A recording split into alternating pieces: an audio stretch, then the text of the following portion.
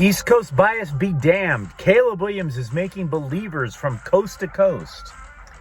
Cooper Kupp is likely to miss time due to an ankle injury because it's the Rams this year.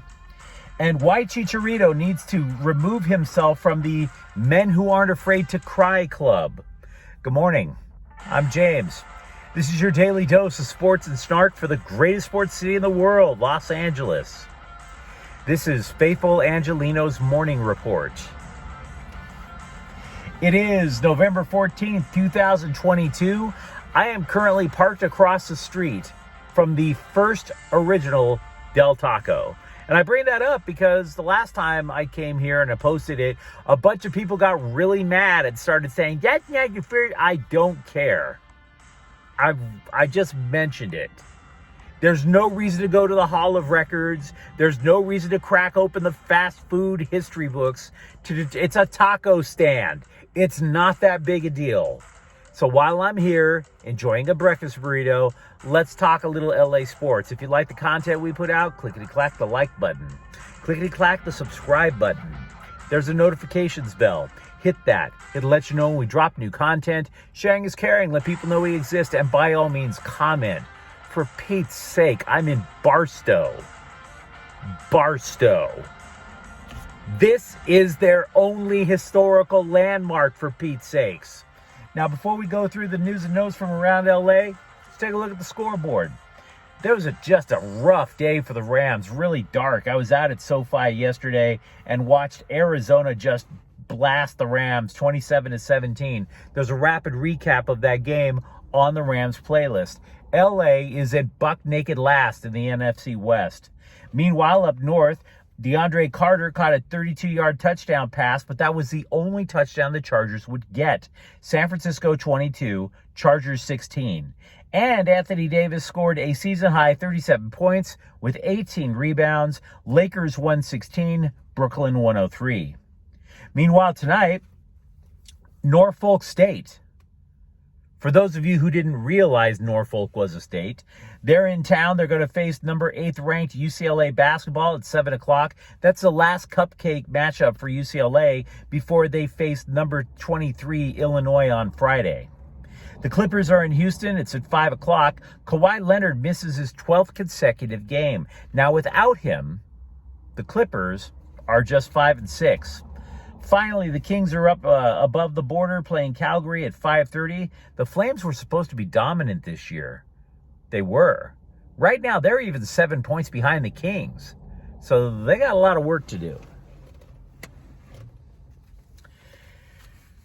USC is up to 7th in the latest AP poll that was released yesterday. Now, from here on out, the Trojans, they're entering a gauntlet of really strong opponents to try to determine if they could be college football playoff eligible. By the way, they're also ranked number 6th in the latest coaches poll. Currently, CBS bowl projection has them going to the Rose Bowl on January 2nd facing Michigan, if you buy that. Also, an East Coast sports columnist said right now, if he had to vote for Heisman, for the Heisman Trophy, it would go to Caleb Williams. The Trojans quarterback, why, he argues? Well, he's at a new school, so new culture at the school, new players. He's thrown for 31 touchdowns, only had 2 interceptions, and oh, by the way, he's had zero margin for error. Zero margin for error, because it's a questionable defense over with the Trojans compared to, say, C.J. Stroud of Ohio State, where you know what you're going to get on both sides of the ball. And you could also argue that Bryce Young of Alabama was a front runner, but the Crimson Tide already have 2 losses, whereas Williams has only presided over 1 for the men of Troy. Mentioning a moment ago, is the defense for the Trojans any good? Well, they don't suck. In terms of analytics, they've improved from 119th to 47th in something called DSP+. I will be damned if I will ever know what DSP Plus is. It should be about yards and points, right? What the? I'm really believing that people are just loving to throw random consonants and mathematic symbols together just to make them sound more intelligent, just to make them sound like they're influencing public thought. You know, I first started thinking about it when people, okay, forgive me. I'm not trying to judge people when I say this, other than the people who make up these acronyms. LGBTQ plus. Once you added the plus, you started to lose me a little bit. Not that I want people to be hating on you, but I don't even know what the Q stands for. L, okay. G, gotcha.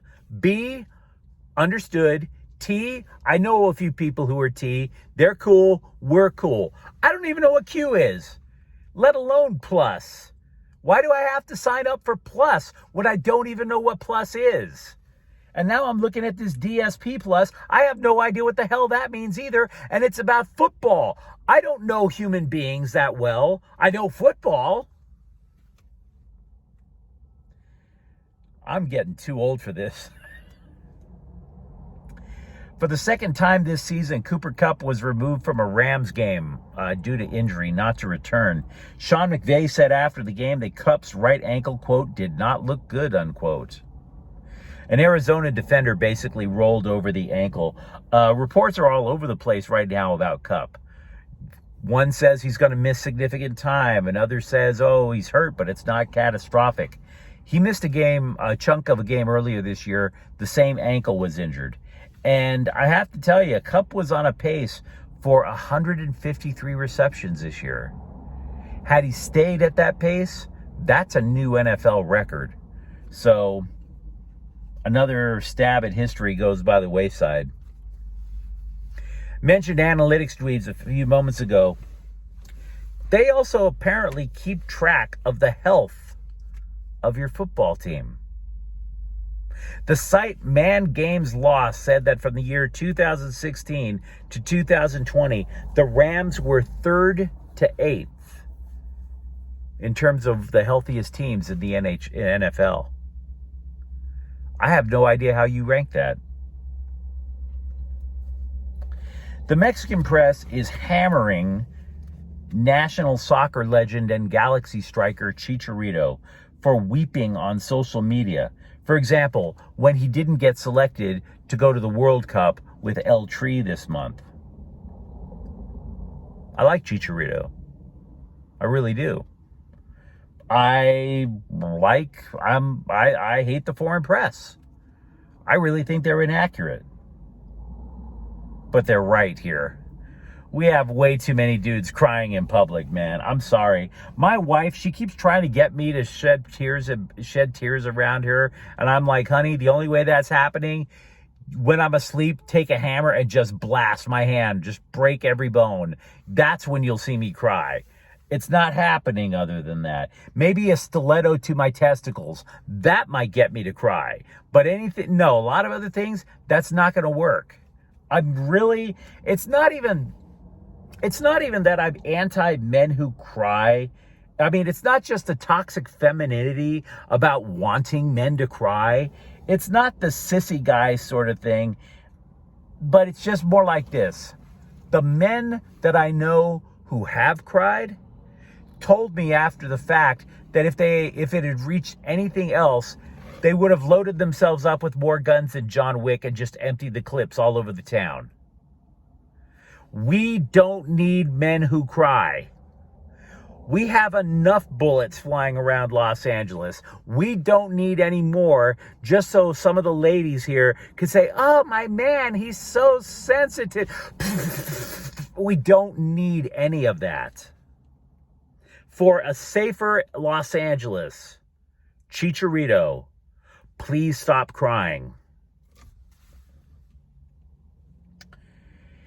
Had the Bruins football team won Saturday, Coach Chip Kelly would have finally reached 500 in his UCLA tenure because he had gotten off to that really disastrous start when he had taken over as coach. Imagine having to go 9-1 in a year just so you could become mediocre. That's how bad Chip Kelly was at the beginning there. By the way, I've been harping on this because it still blows me away. The burden of one loss in college football. One loss. Yesterday, I had found out that one bowl projection from CBS said that the Bruins went from, say, the Rose Bowl all the way down to the Holiday Bowl. But another website has it worse. Instead of going down to the Holiday Bowl, they go to the Vegas Bowl. One loss. One. Just blows me away. By the way, UCLA football, they fell out of the top 10. It was a free fall, actually. They've dropped all the way to 16th. Now, normally, I don't go into the bold prediction thing that you see online because normally the guy making the bold prediction is just pulling hot takes out of his ass without even trying to think. But Jim Bowden, being a former GM, he might still have skin in the game of Major League Baseball. So he listed a few bold predictions, and one that really stuck in my head: the Angels shock the world and sign Trey Turner from the Dodgers. Do I buy it? No, I don't. I really don't. And it's not because of this whole storyline that we've heard about how Trey Turner loves living on the East Coast and whatever. The reason, the Angels are up for sale. If the Angels already had a new owner in place, then yeah, I could see them making a play for Trey Turner. But if you're trying to sell the Angels, you don't want to take on additional debt, because if you're going to sell a property, you want to maximize your profits. So I'm not sure Trey Turner is looking to go down to Orange County. But you let me know what you think in the comments thread. We had a lot to talk about. And if you enjoyed this content, don't forget to subscribe to Faithful Angelenos. We do talk LA sports here. Thank you for watching. I'm James. I'll be back tomorrow. Faithful Angelenos is a Kian Corte El Queso production. Take care.